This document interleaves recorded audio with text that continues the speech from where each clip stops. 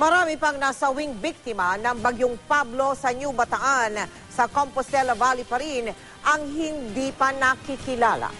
Hindi mailarawan ang hinagpis ng mga residente na sa isang iglap nawalan ng mga mahal sa buhay.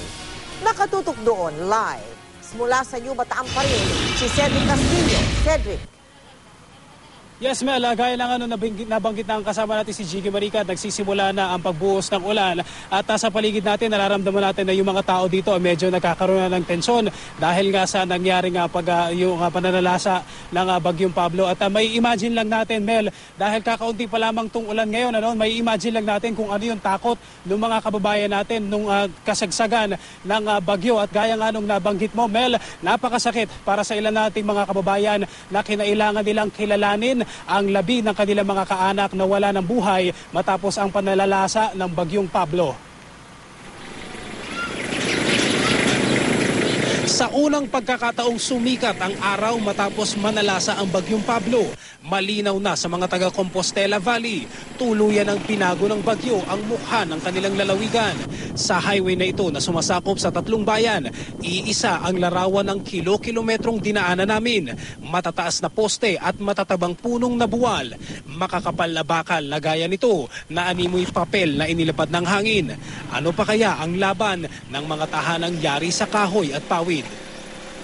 Mula sa poblasyon, tinungo namin ang bayan ng New Bataan sa paanan ng mga bundok.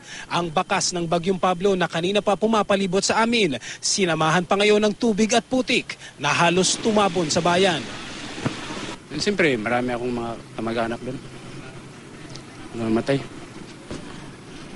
Kahit na paano, masaya naman pero kahit na minsan malungkot talaga. Kasi nawalan kami ng mga kapamilya namin eh. Inuna ko po siya, wala ko pa akong gamit nga nadala. Mga anak ko po ang inuna ko tapos yung husband ko. Pero ang tila nilamukot na mga bahay at mga kabuhayang sinira, hindi maikukumpara sa susunod naming nakita. Sa labas ng command center ng Rescue and Relief Operation, mahigit 60 malalamig na bangkay ang nakalatag sa mainit na simento. Lahat sila balot sa putik at may bakas ng paghihirap. Dito namin namataan si June, kahapon pa hanap ang kanyang mag-ina nang tanggalin ang tabing sa isang wala ng buhay na munting anghel. Agad niyang nakilala ang kaisa-isang anak. Nag-evacuate po sana yung pamilya nyo para safe sila? Oo. Akala lang safe nila doon, pero doon ang malakas na agos ng tubig. Doon nag-flash flood? Lahat sila sa center, horot. Ano po? Hindi ko nakita ang asawa ko at yung gangan ko. Nang isa-isang kilalanin ng mga natagpuang labi, tila umalingaw-ngaw ang paghihinagpis sa buong Compostela Valley. Ano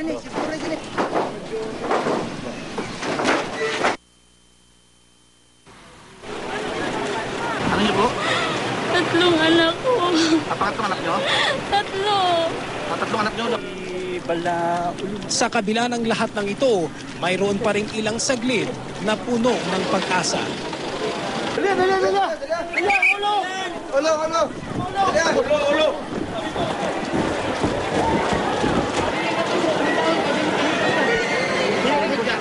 Bangko! Wala. Lahat sir, nakalubong po siya sa putik sir. Doon pa lahat. Pero yung heart niya sir, function pa talaga. Talagang heavily devastated. Maraming puno, no? Maraming malalalim na lugar na hindi kaya ng mga sasakyan.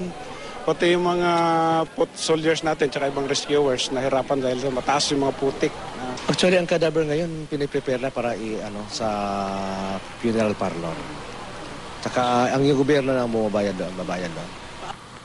Mel, ilang saglit pa lamang ang nakakalipas, napansin natin ang mga kasama natin mula sa Kapuso Foundation na dumating dito sa may gymnasium, dito nga sa may New Bataan, dito sa may Compostela Valley. At patuloy pa rin, kung nakikita natin ngayon, Mel, patuloy pa rin ang pagbuhos ng ulan sa mga sandaling ito. At nabanggit naman sa atin, Mel, samantala ng municipal government ng New Bataan na dadalhin ang mga kadaver sa isang punerarya sa may bayan naman ng Monte Vista, dito pa rin sa Compostela Valley. At tiniyak nila na hindi sasagutin naman ng gobyerno ang pangangailangan para sa pagpapalibing ng mga biktima. Mel?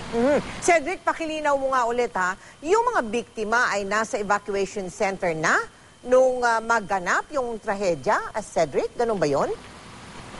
Okay, Mel, yun yung nilinaw sa atin ng local government. Meron silang 4 na identified na mga evacuation centers. Yung ilan dun sa mga nabiktima ay wala dito sa 4 na identified. Yung isang biktima na nakausap natin, si June, yung kanyang mag-ina, ay tumakbo dun sa isang health center, sa isang barangay dito, na hindi naman daw kasama dun sa mga identified. Ang inisip daw ng mag-ina ni June ay safe sila, kasama yung ibang mga kasamahan nila dito sa bayan, na maligtas sila doon sa health center na yun. Sa kasamaang palad ay ito yung tinumbok ng flash flood pagdating ng panalalasa ng bagyong Pablo, Mel. Oo. Cedric, alam mo, sa likod mo kanina may nakita kong sasakyan kalahati, yung baha ng putik.